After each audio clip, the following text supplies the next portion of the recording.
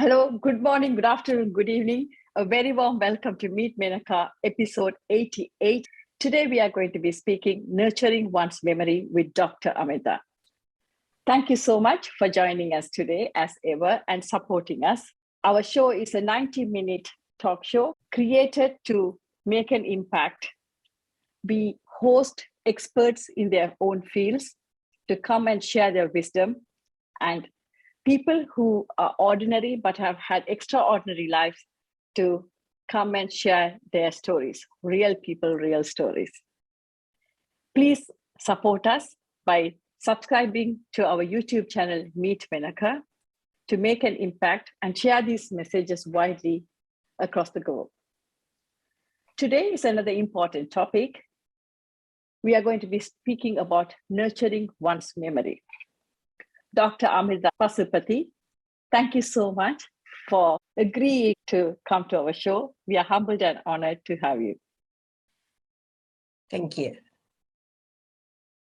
Dr. Pasupathy is a consultant old age psychiatrist in NHS UK. Who better to talk about memory and memory loss? She is extremely passionate about helping the elderly to have a good quality of life. We were just having this chit chat just before we started the show, and we were talking about how we all need to nurture the memory. The next week is spine, then the heart. We are all getting there slowly but surely.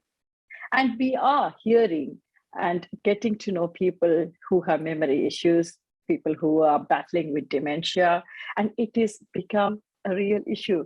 And we are waking up to the fact the earlier we recognize this, prevent it, and manage it, the better outcome we will get. Without further ado, let me start. Once again, thank you so much, Dr. Amirtha. And you are an expert. You have been working in this field for a long time. In your opinion, what is memory? And what are the types of memory which are there and what we should know and think? That's a very, very good question and a broad one. When we talk about memory, I think we all have slightly different ideas. We talk about attention and concentration. That is again instrumental to have a good memory. But if you look into the classification of memory, again, it varies. There is short-term memory, which I think we need. It's a very important component of memory. We need to know what we are going to do today, what we did yesterday. That sort of thing is short-term memory or working memory. And the other one is the long-term memory. Long-term memory is something we develop, we grow with from the childhood to adulthood. So yeah, that is the broad concept of memory. Thank you so much, Dr. Amirtha. Particularly in South Asia, when we grow up, we sometimes think people who have good memory are intelligent, but it's not really synonymous, isn't it? Why is it important to nurture the memory? First question, because our topic today is nurturing the memory. Why is it important? The memory is the key to organize our lives. When you think about it, we without realizing, we are doing a lot of planning. We want to know what we are going to do tomorrow. So you need to have the memory to carry on with our day-to-day things, which is important. You touched on education. That's again key to maintain a good memory. So we want to study, we want to learn, we want to write things down, and all that is giving some it's imprinting the information to the memory store in the brain. So that's why we need the memory. I could give a little elaboration. When we all will feel differently. For example, we are looking at a flower. Some of us will take just the color, and we will say it's a nice color. Some of us will say it's a single layer flower or multi-layers. Some of us will absorb more information just about that flower. So that's slight variation we have when we talk about memory and how we all interpret the events.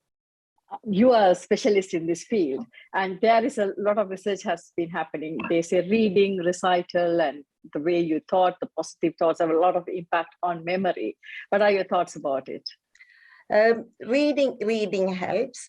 The important thing is whatever we are doing, if we can pay some attention, and then we can retain the information better. So reading is one. As we grow older, I find it's important that we all write things down. Writing is not just to sort of look it up, but when we are writing things, we are imprinting the same information in the brain. So in some ways, it's like rehearsing the information. And then it's important to recall as well. That's why sort of a discussion, even like this, it's helpful because we are rehearsing information, we are sharing it with other people, with like-minded people. So all that keeps the memory. It nurtures the memory store. Is it true that because of that only the priests and monks, and because they're reciting the same thing again and again, the research has been done and it really helps? Parents they send the children to Kumon or something which is very repetitive. A lot of Asian education systems believe in it, and it is research backed, isn't it? Yes, the mathematical tables, for example, we start from a very young age, we memorize. It's very helpful. Now we talk more and more about doing quizzes and puzzles, like you said, Kumon maths and all those things. Yes, repetition make it sort of go into the long-term memory store, and it helps to, again, sort of keep the memory. Then it is about positive thoughts, isn't it? It's a lot of thinking. I think Wayne Dyer says, whatever you think, you become. You know, the way you see the world it becomes like that. I'm sure as a old age psychiatric, you would be saying that to many people. Your thoughts have a bigger impact. Is that correct? Yes, the positive thinking, it's almost the mantra now. Whatever information we have, whatever memory we have, we need to sort of nurture it. And we should be happy that we are able to do so many things, whether it's memory or to do with the lifestyle. It's important that sort of we have the positive attitude. Instead of worrying about losing memory, we need to nurture the memory which we have. And we need to realize it's a process, the memory. Some of the memory we are going to lose, but how we are going to manage instead of worrying about the memory loss. Yes, and also the old days saying that as we grow older, we will lose memory is not so much now, isn't it? If you can actively do something about it. That's right. As we grow older, we may not be able to learn as much as or as quick as we used to, but we can do still a lot of new learning, and we can sort of maintain the good memory we have. That's the techniques we have been sort of saying, reading, and even just being aware of it. We may be sort of losing a bit of memory. I'm becoming a bit forgetful. That in itself is a good sign because we can do something about it. And nutrition plays a big role. Lots of things help to keep the memory, to maintain the good memory. As you were talking about it, so what is the effect of age on memory? You did say that it becomes more difficult to learn new things. So what is the effect on age on memory as such? Yeah. As we grow older, we may not notice as much as we used to do. We may not be able to, even the language skills, we may not be able to expand, but anything sort of we can learn new, but it takes a bit of time and slightly different way of learning. I am sure lots of people here know, with pandemic, lots of new lessons are happening online, and lots of new things people of any ages can learn. Although sort of the speed is not the same, the information store may not be the same, but all of us are still able to learn lots of new things and keep the information we have already. But it takes a bit of time to process information. It takes a bit of time to learn new things, but it's nothing stopping us from doing it. Thank you. We have known why memory is important, what happens as we age. And now that is the healthy brain or healthy person. What are the physical and mental health conditions then? What can affect the memory? That's a very broad question. I am a sort of mental health specialist. I'm an old age psychiatrist. I will first touch on the physical conditions and then we'll move on to the mental health. Physical conditions, the common ones, I think lots of us do know, GPs do the blood test. Why? To detect whether we have any vitamin deficiency, we have sort of thyroid function, thyroid dysfunction, that sort of thing. So it's common, underactive thyroid, rarely overactive thyroid. Thyroid is the gland we are talking about here that can cause memory difficulty. It's a treatable condition. You go on the replacement medication. Lots of us are on thyroxine, that helps. Likewise, vitamin deficiency. The commonly known ones are vitamin B, B12 we talk a lot about. Unfortunately, we can't find a lot in the plants. So that's something you can do the blood test, find out, and you go on replacement. So these are the physical conditions. Controlling the blood pressure is key, controlling the diabetes. I think why we talk about controlling these conditions, when we have this disease, the symptoms we experience are not that many. They are not troublesome. But why we need to be treated is the complication. One of the complications of uncontrolled diabetes, uncontrolled high blood pressure is the memory. And by the time it goes to that stage, it's not easy to treat. So there are treatable conditions and preventable physical conditions which can lead to memory. I'm trying to think, most of the physical, diabetes, most of the physical conditions, if it is well managed, it won't lead to permanent memory difficulty. And from leading on to physical to mental health, a common condition is called delirium. Delirium is due to any infection, any dehydration, that sort of thing.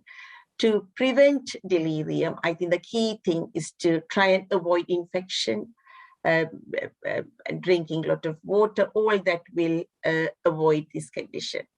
For layman's term, it's a confusional state. We call it's acute, it's sudden, and lots of people experience this. So that can affect the memory significantly. It's very scary because it's very sudden. 1 minute you are normal, next minute you are ending up in a hospital or with an infection, and the memory becomes a problem. But thankfully, most of this condition is treated. When the primary cause is treated, the memory reverts back. Sometimes it takes a bit of time. So this is the main physical manifestation, how you notice the problem with the memory. For mental health, the two key things again begins with D. We talk about 3 Ds. One is delirium, the other one is depression, third one is dementia. I'm sure most of us would have heard these terms. Thank you. When we talk about depression, there are lots of symptoms signpost to depression. We talk about clinical depression. It's not the normal sadness we experience after a loss event or after a significant event. That's not really sort of depression here. We talk about the biological disorder. What happens there, it mainly affects the mood and as a result affects the attention and the concentration. People no longer have the same ability, the same awareness to notice things. You can imagine the depressed person, almost it's a frozen state. The mind and the body freeze, so different symptoms. And one of the main symptoms with the mind is the memory. It's again sort of very scary, but with depression, what happens, the person may not notice it. The person won't be bothered to do anything about it. So that's the key thing for the family members, for the friends to spot and to get the right help. So the other one is the dementia. Dementia, I think sort of it's age is the main risk factor. People sort of start this condition maybe after 60, after 70, but it's not uncommon in younger people. So it's always important to be aware of this condition. Here that we talk about the memory, mainly the short-term memory. So it's slightly different to depression where attention and concentration is affected. Here it's the short-term memory goes first. So the ability to learn new things. is there, and also the ability to retain information, to make judgment based on the information, all that is affected. With, again, sort of dementia, there is growing evidence, there is sort of treatment available, therapy. So it's something sort of we need to be aware of and to be prepared to accept sort of help. Sometimes the person knows there is something wrong, but again, most of the time they go beyond that stage and the family will notice that the difficulty with their memory. They become very repetitive. They ask for the same information. Some of us may do that, but sort of we know it's not all the time. Mislaying things, asking for the names, that sort of thing is not dementia, but it persists. If it continues, then you have to consider very early stages of dementia. Memory is not the only thing, but because we are talking about memory here, but with dementia, there are other things, sort of confusion, not knowing where they are, all that other symptoms will coexist. Sure. Thank you so much. I'm sure we will be inviting you back to talk about dementia. It's a very important topic as well. Thank you so much. Two things come to my mind. One is the brain fog during the menopause. One thing we talk about. The next thing is trauma, because sometimes you can have brain injury. What are your thoughts about it? Yes. Menopause is a difficult time, perimenopausal period. The hormones is sort of, the balance is altered there. People can experience memory problem. Once that stage passes, the memory reverts back. But again, it can affect some people do have sort of some aftermath of memory difficulty after the menopause symptoms subside. And the brain trauma, brain health falls, all those things can contribute to sometimes, sadly, irreversible memory difficulty. So trauma is significant. So here we talk about the brain health. Menopausal time, again, sort of the best things to concentrate on the nutrients, because now most of us know hormone replacement is not commonly used because of all the side effects. So it's mainly nutrients, vitamins, all the things we will be talking about later will prevent or help that sort of memory problem. Thank you so much. I'm going to move on, but nothing goes past COVID these days. So a lot of people who have had COVID, the long COVID, they're talking, their memory has been affected. I am not a professional in this area. Have you come across anything like that? Yes, I think sort of lots of people, what it has done, COVID, especially I think sort of all different ages, but mostly I see people sort of in their middle age, maybe from sort of mid-50s, early 60s, the routine has gone. That is the main key. When you have a routine, you are rehearsing the memory. When you are going to a club, you know you are going there on a Tuesday and a Friday, so you are ready. You are remembering the days of the week. Likewise, people went to shops. That was socializing, sort of looking at things, paying, getting the right balance. That's everything was taken away because children did the shopping, they delivered it or ordered online shopping. The children were unable to visit, so all the social contacts almost sort of ceased. That had a major impact. I think what we are seeing now, then people got used to that sort of slightly inactive life.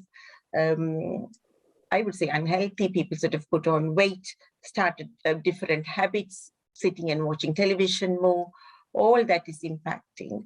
But now reverting back post-pandemic, again, they are struggling. They don't want to go because what they are saying now is lots of people have whom they knew no longer there, no longer going to the same clubs. So in some ways it's affecting their memory, their routine, and depression. Thank you so much. What are the common symptoms of these conditions? What you talked about, so that how can we look out for that as family or friends? Yeah. When you think about the physical conditions, the best thing is the GPs now again sort of they did a lot of online consultation, now reverting back to face-to-face. The key thing is the annual physical check. to maintaining, monitoring the blood pressure, blood sugar, and the bloods they do. That covers liver function, thyroid function, kidney function, all of that is key.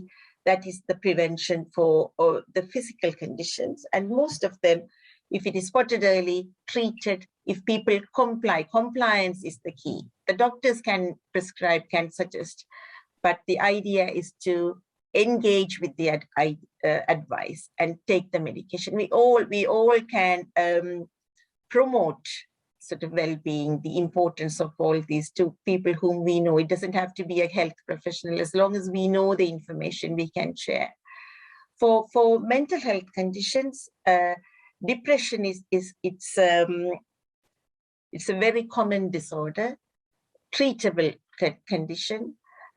People sort of get a bit confused between sort of what we used to call, not anymore, reactive depression. If there is something causing depression, that's different to innate. Sometimes we will be wondering why that person is depressed. That is the clinical depression. We will say they got everything, they got good family, good support, but still they are depressed. Those people respond to medication very well.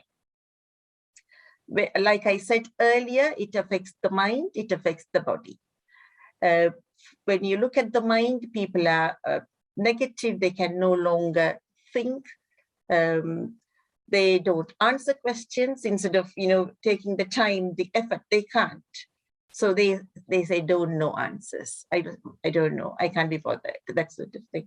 It affects the body. The appetite changes. Most of them lose their appetite, some of them overeat.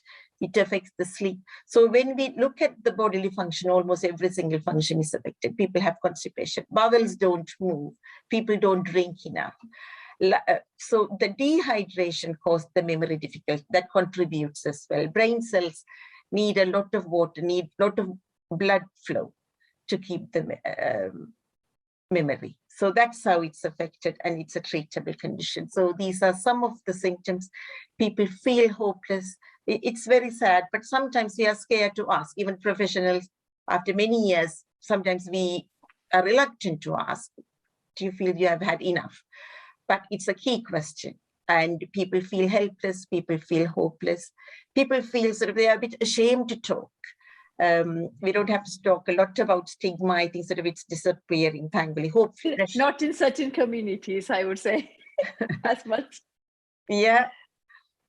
So that is depression for us. And we can touch on mood disorder. Mood is better accepted than depression. So those are the symptoms, and attention concentration is the part of it. The other condition I touched on is dementia. I think sort of worth reading about it. Not a lot of support available in the community. I'm a strong advocate. Whatever services out there, please, we all need to use it. We don't really have to say that day center or the club is just for dementia. No. If we will benefit from it, we should attend, so that we are nurturing, we are keeping the memory which we have. With dementia, it's quite a sort of formal diagnosis. Mainly the referrals come from the GPs. We need to exclude all the treatable causes for the memory. Like I said, the vitamin deficiency, thyroid deficiency. Then we see them in the secondary service. We do a brain scan. Not all of them need one, but if you do it, it's helpful. Do a thorough memory assessment, and then we reach the diagnosis. So people may wonder, do I have dementia? I am forgetful.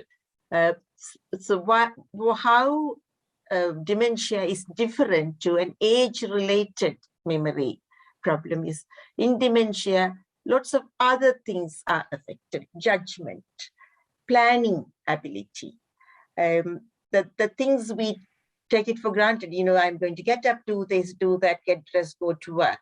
That sequence is affected. It's a very slow process, but again, like I said, family will notice the person is not the same. Initially, what they may say, I can't forget, I can't remember. Then that becomes a daily thing. people start asking the same information, they look a bit bewildered, a bit puzzled. That's the time to go and get some help. Thank you so much, because the earlier we can catch these symptoms as family and friends, the prognosis, I assume, it's much better, is it? I think it's important for all of us to learn about it and not wait till we come across this dementia or we think we have dementia. We now spoke about why it is important for us to spot these signs and symptoms so that we can help our family and friends and the wider community at large. Saying that, then how can we preserve the nurture the memory? Yeah, I think that is the topic for today, isn't it? So yes, it is very important. Mainly what we have to think of is the brain and maintaining a healthy brain. That's the key. Not easy, but we are more aware of what to do. But most of the things documented are to not just to prevent a memory disorder, but towards healthy lifestyle. So whatever we do, it's going to prevent lots of other things, not only the memory. So what they are saying now is sort of, lots of us know, but I think sort of it's important to discuss exercise. Exercise is a very commonly known thing. If we sort of look at, Menaca touched on COVID, when a pandemic was announced, one of the only thing I think the government said was go out for exercise 1 hour per day. That's how lots of people started walking after that. That's the key. How much exercise you do, it depends on how much time you have. But if you can find time, initially they said twice a week, but now they are saying 5 times a week. If you can do 20 to 40 minutes of exercise per day, 5 days a week, how is it helping? I think it's interesting if you understand. When we are walking, when we are exercising, the blood is flowing better. When the blood flows better, it is flowing better to all the organs, not just the brain. But brain is very sensitive. The brain needs more oxygen than the other organs. So the brain cells, when the blood takes the oxygen, the brain is functioning better. Likewise, controlling the blood pressure, controlling the blood sugar, blood cholesterol levels, that again sort of depends on the diet for blood sugar and for cholesterol. All that helps to maintain. And we talk a lot about antioxidants, omega-3 oil, all it's again contributing to the memory. I think lots of research has taken place, so we can concentrate on sort of oily fish for vegetarian, unsaturated fat. All that helps the diet. But again, sort of obesity is a major problem. Maybe I'm talking to the wrong audience here. The ones who are interested joining in these sort of talks, we know the facts, but I think our responsibility to share the information to the others. We can be sort of sitting in a social gathering, we can sort of say whatever we think is relevant, so that sort of we are improving the knowledge base, I suppose. And staying positive, we touched on that. Stress-free life, nobody can define stress. Stress is part and parcel of our life. But sort of we go up and down, but that is important to reduce stress. I think sort of walking, that's another thing which does. It reduces stress because we are not in the house, we are not in a gym, we are just walking outside. So that's really sort of healthy way to maintain a healthy lifestyle. The other things that recently they have done some research is sensory impairment, like hearing, vision. Most of us are good in start using spectacles. We are younger, we can learn. Hearing, it's not easily detected. Most of us might be having sort of some hearing impairment now. And the difficulty is we don't learn to use the hearing aid as well as we use the spectacles. So hearing, it's again a key thing to maintain good memory. We are conversing, we are learning, we are watching television, we are listening to the radio. So again, sort of hearing is recently spotted as an important thing. For brain health, the other one, people, I'm sure you all have heard about it, doing Sudoku, puzzles. We encourage when grandchildren come, do puzzles with them, that sort of thing. That's all help. And also learning a new skill. I think sort of learning the Zoom, to use Zoom is a new skill. All of us have become experts in that. Likewise, computer, we are using a lot more computer now. Language, learning new language is good. Neuroplasticity, isn't it? Like, so Yeah, they say it's stretching. Even going on the stairs, if you're normally or anything, you're using the right leg first all the time, you can use the left leg or right with the left hand. It helps, apparently. I'm not an expert, but yeah, that's true. Brushing, if we are sort of using the right hand, then start to use, so we are using the other part of the brain. Yeah, thank you, Menaca. That's good. And the only other thing I also wanted to check, there are a lot of research, emerging research, I guess, with mindfulness and meditation, which helps memory. Is that correct?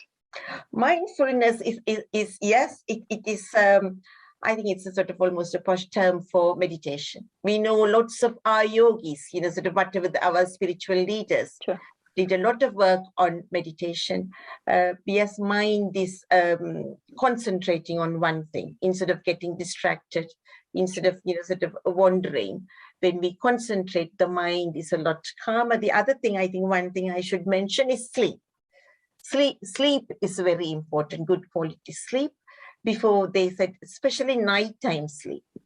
It's interesting when you have young children, they sort of say it's important for them to sleep at night, because the growth hormone, one of the hormones which is implied in their growth, is secreted more.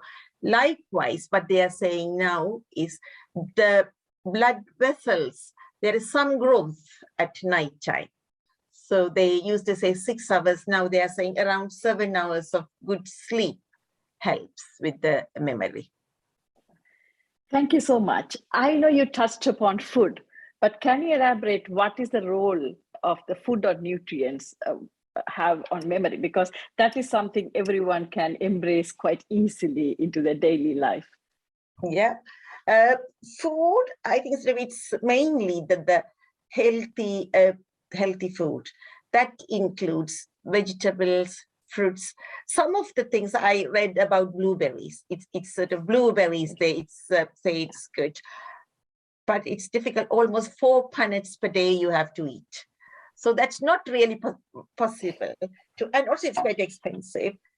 My feeling is anything in moderation. People did say turmeric, that the turmeric powder we use, that's helpful for the memory.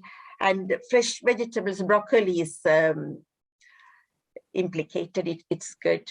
Again, sort of more fresh vegetables instead of sort of cooking, anything sort of light cooking or stir fry, that is good. Less fat.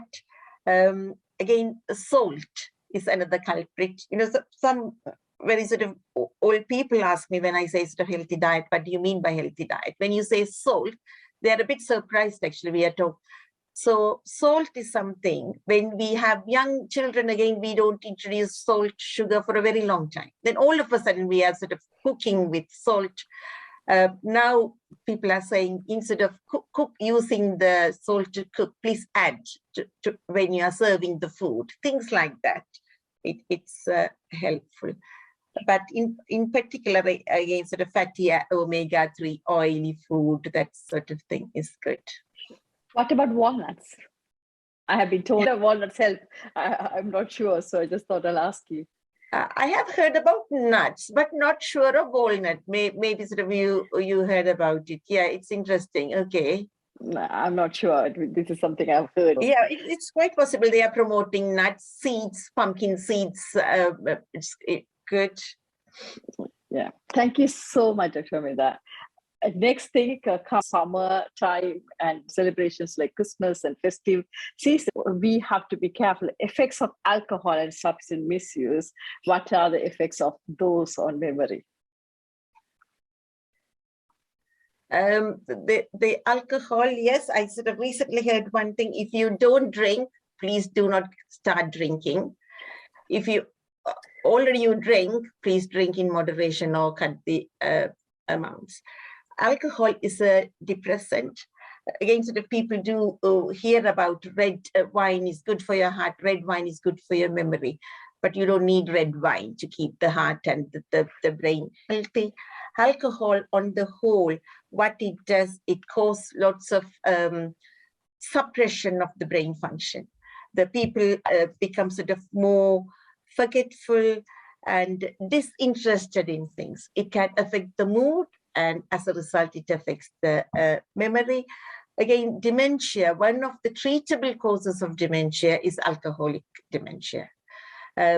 People come with severe memory problem and have a significant history of alcohol consumption. Some of them forget to drink and they stop drinking or reduce their drinking, and you see some improvement in their confusion.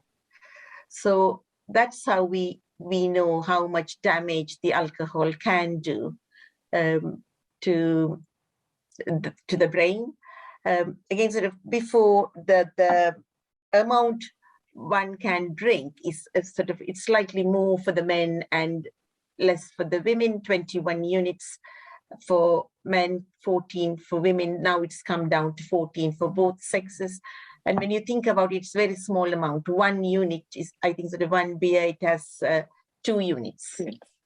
And also, yeah, so alcohol is not good. Likewise, smoking. Nicotine, again, sort of affects the attention and concentration. It affects the short-term memory span.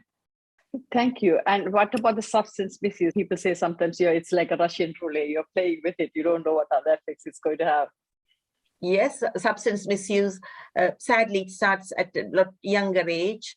It affects the brain, irreversible brain damage. They have found structural abnormalities, structural changes in the brain with long-term, whether it's cannabis or cocaine or whatever they use. The common culprit is cannabis. And it can affect the memory. Slight difference between alcohol and drugs. Alcohol affects you present with memory problem with alcohol abuse, but with drugs you have other problems before the memory problem is noticed. Thank you so much.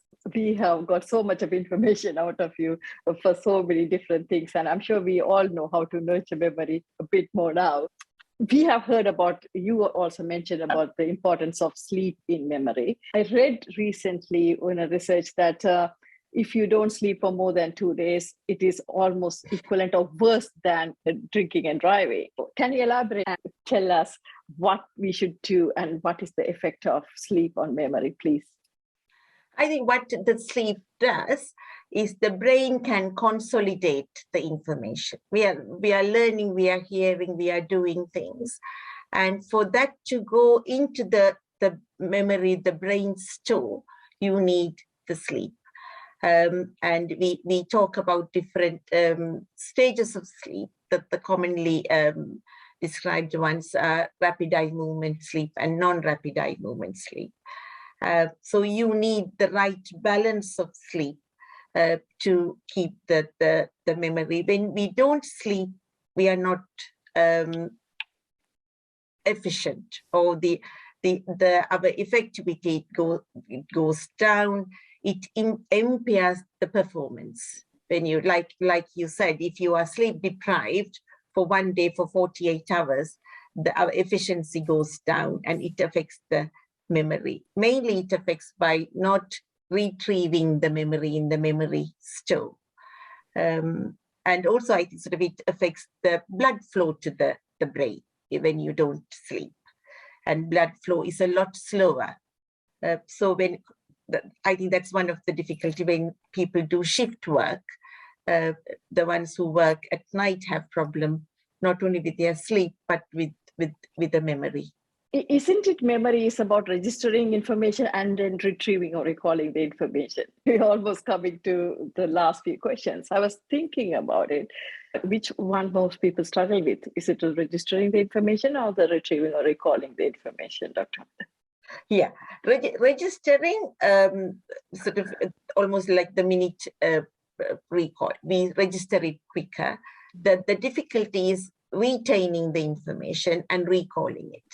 So that's the problem with dementia, and that's the problem when we are sleep deprived.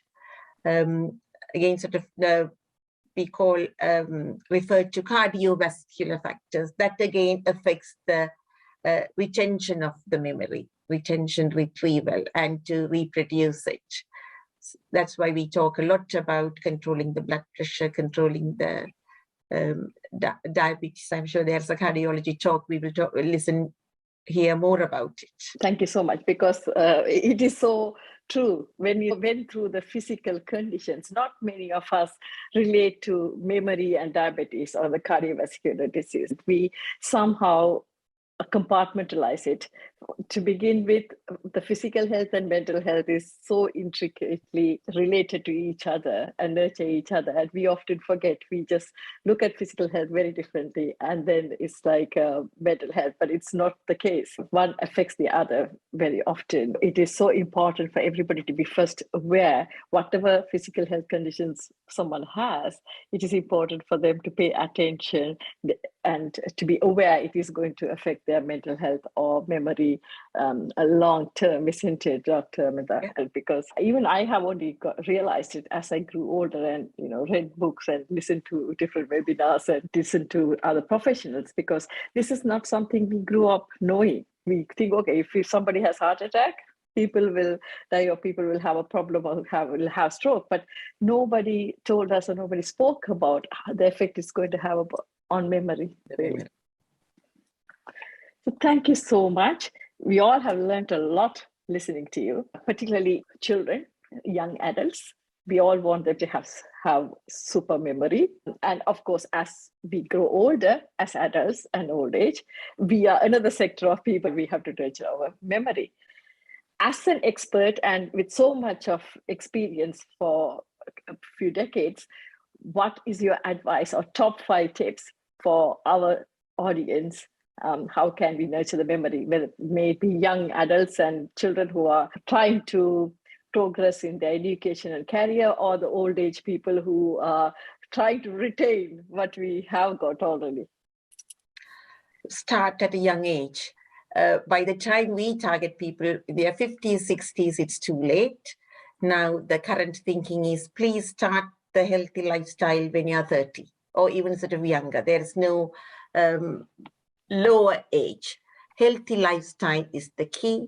That involves exercise, diet, regular sleep. I didn't mention socializing, and be focused on what you want to do. Plan your life well ahead, and be aware of some of these conditions and the effect. 2, I would very strongly advocate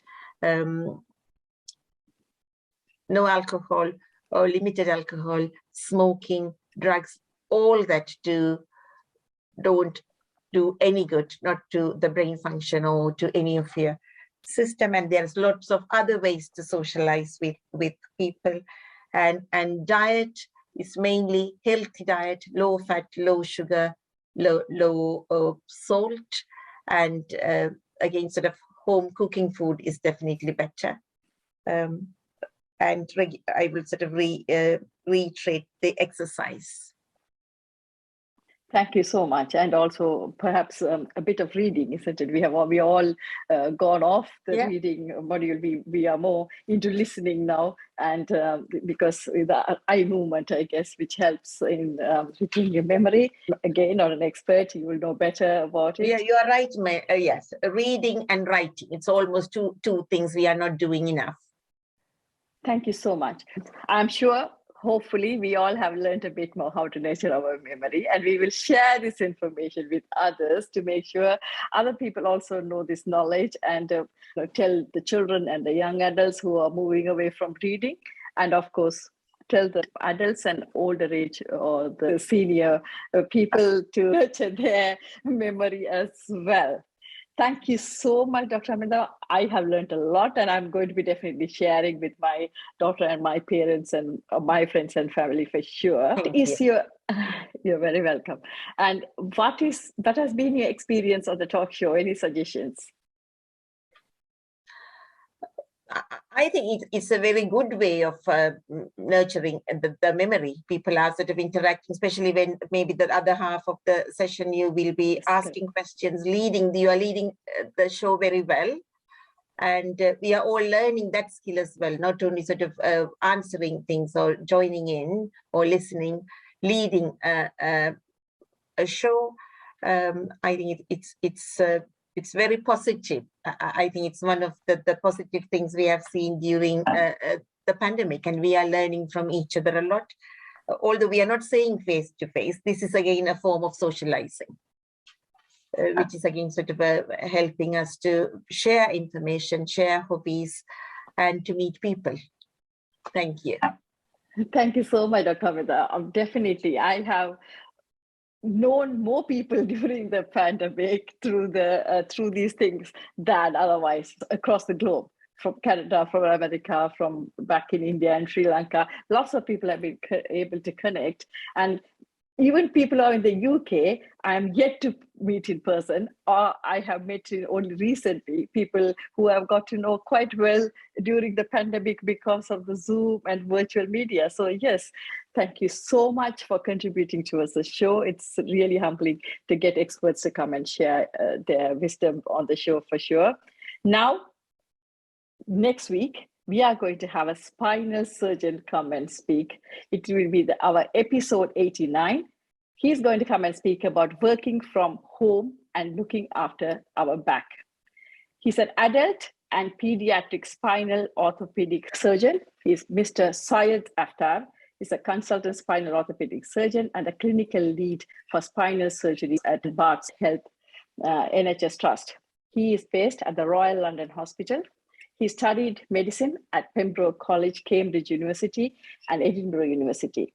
He underwent higher surgical training in orthopedics and spinal surgery on the London Thames Rotation and Royal National Orthopedics Hospital, Stanmore. Looking forward to it. We all need it sooner or later. Now, over to Dr. Kanta Niranjan to give the word of thanks.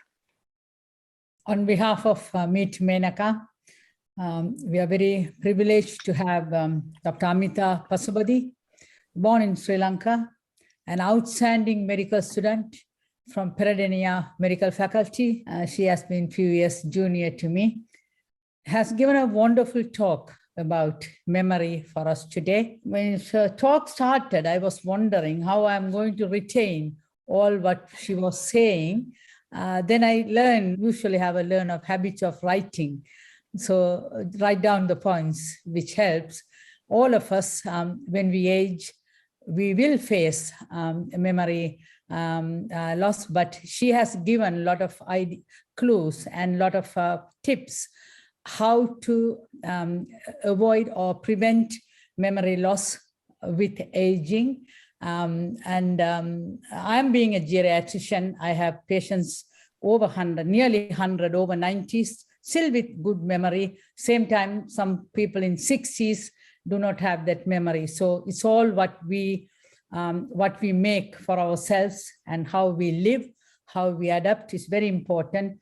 And Amirtha has given us a very good account of talk today. And I really thank you for being with us for an important topic, which actually bother all of us, even from younger age onwards, even from 30 onwards, people worry about memory. Thank you very much, Amirtha, to have you today. And I hope a lot of people will have a lot of questions to ask you.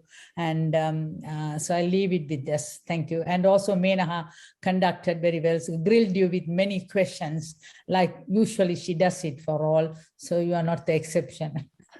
Thank you very much for answering all her questions. Thank you.